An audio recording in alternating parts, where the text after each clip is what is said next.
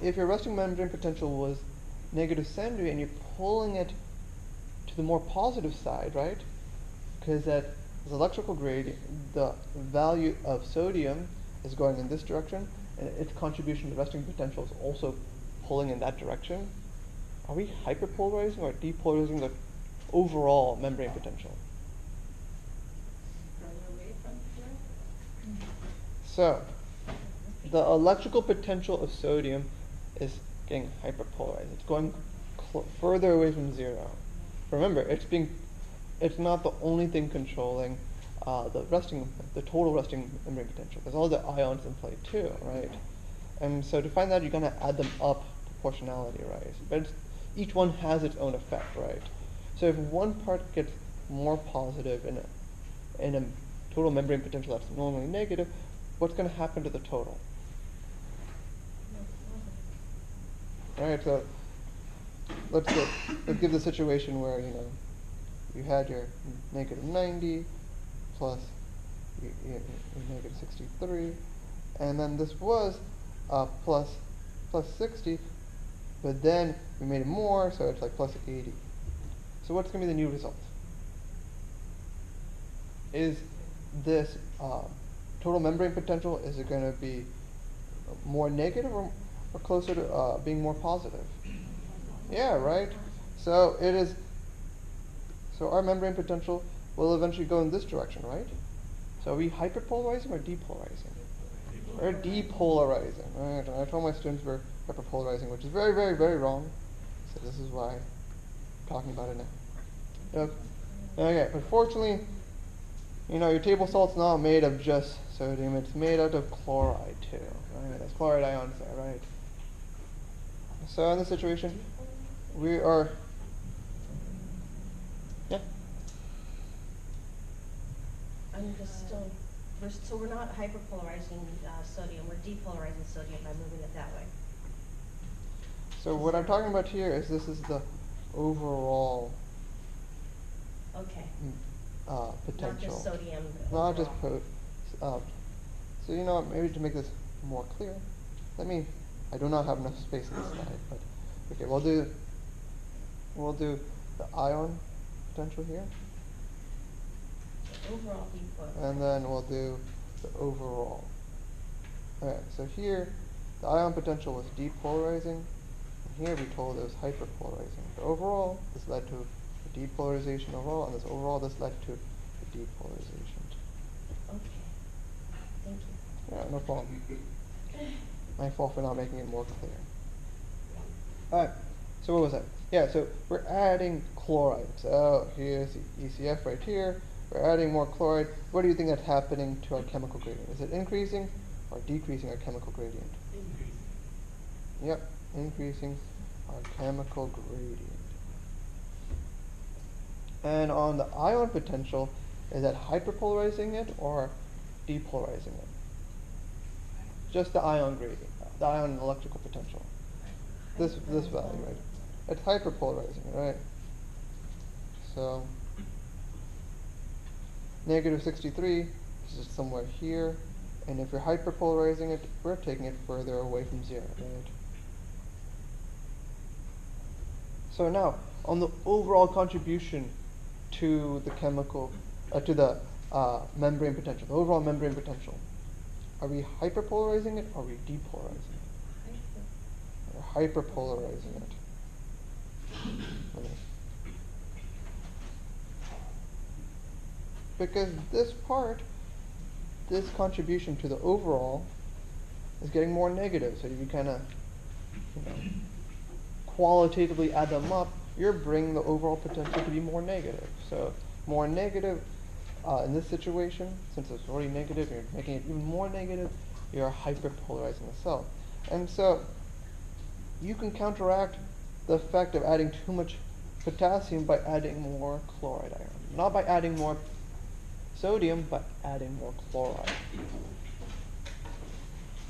It took a while to explain that, but yes? So that's because the permeability to chloride is greater than the permeability to sodium. Right now we're not taking we're not paying too much attention to the permeability. Okay. Yes, permeability will tell you how much it will affect the overall membrane potential, Okay. but it doesn't negate the fact that it will have an effect or not have an effect. We're just talking about the effect. Ah. We're not talking about the magnitude or the amplitude of the effect, if that makes sense. Okay.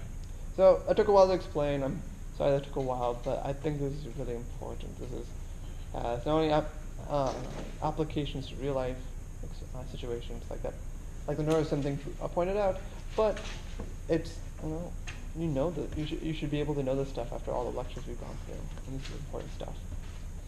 All right, so that's enough about my review lecture thing.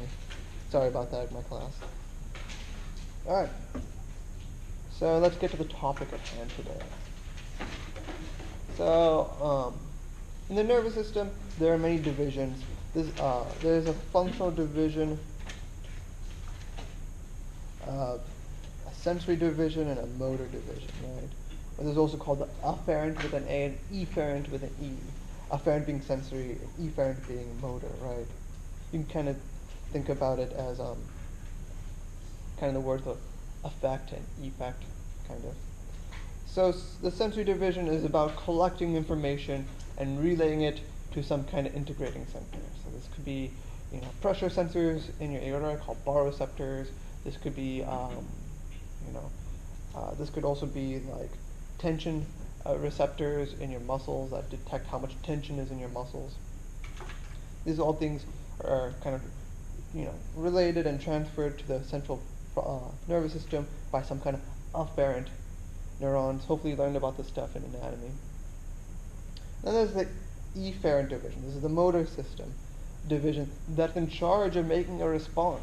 So this is the output portion of our, reflex control. So this is the idea that we are making some effects. So we're moving some muscle, we're changing a smooth muscle by sending a signal from our integrating center, usually the central nervous system, to some kind of effector, so a muscle, whether it's smooth, skeletal, whatever. And so in this class, we're not going to really talk too much about the sensory division. You can go to more specialized classes to learn about that. So we're going to talk more about this motor system, this motor division. And so it branches out even more. So we have our somatic nervous system. So this part of the division is involved in voluntary motion. So the motions of us moving our body and doing stuff with our body mechanically is part of the somatic nervous system. So a lot of times that'll be skeletal muscles and moving our body is part of the somatic nervous system. Usually we call that, voluntary movement, voluntary control, because we're actively, thinking about doing it and then we do it, right? Then there's the autonomic nervous system. This is what we tend to call the involuntary response. So this is basically your heart beating, your blood vessels constricting or dilating, right? Sometimes it means like you relieving yourself when you didn't mean to. That's all autonomic, right? Autonomic nervous system has the name autonomic because it's autonomous, right? Now these are not strict definitions. There are some parts of the somatic nervous system that are kind of involuntary, right? And vice versa. For instance, your diaphragm, right? You use your diaphragm muscle to breathe, right? Contract, expand your thoracic chamber and relaxes to depress it. And you can think about breathing like that, right? That's you breathing in and out, and you're thinking about it. But you don't have to think about that all the time, right? You don't be like, inhale, exhale. You don't have to think about that, right? So in that sense, it's kind of involuntary, right? You don't have to think about it. It kind of happens autonomously. So there are some exceptions to this voluntary-involuntary rule. Same thing for the autonomic system. Not all parts are driven autonomously, right?